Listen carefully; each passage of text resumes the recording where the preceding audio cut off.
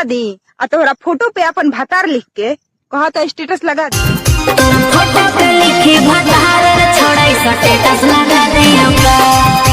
Photo पे लिखी भतार छोड़ाई स्टेटस लगा दियो। घर परिवार में बावल मचा दियो का। घर परिवार में बावल मचा दियो का।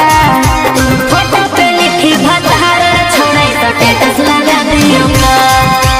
फोटो पे लिखी भतार छोड़ाई स्टेटस लगा दियो।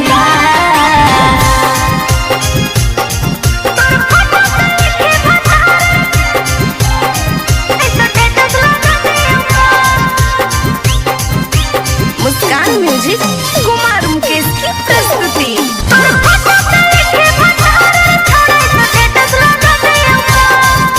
हे रे रात भर जागई तोरे ले रे बात कर रही भोरे ले रे। सुनना रात भर जागई तोरे ले रे बात कर रही भोरे ले रे।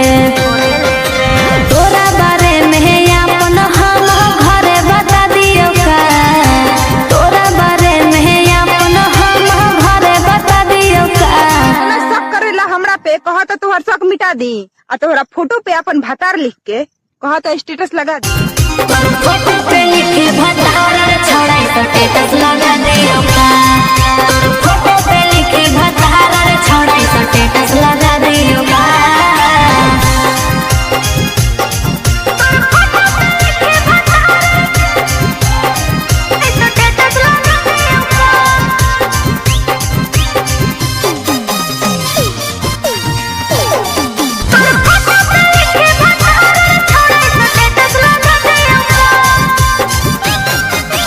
तोहरे चलते नीला महियो गौआ में बदना महियो रे छोड़ा।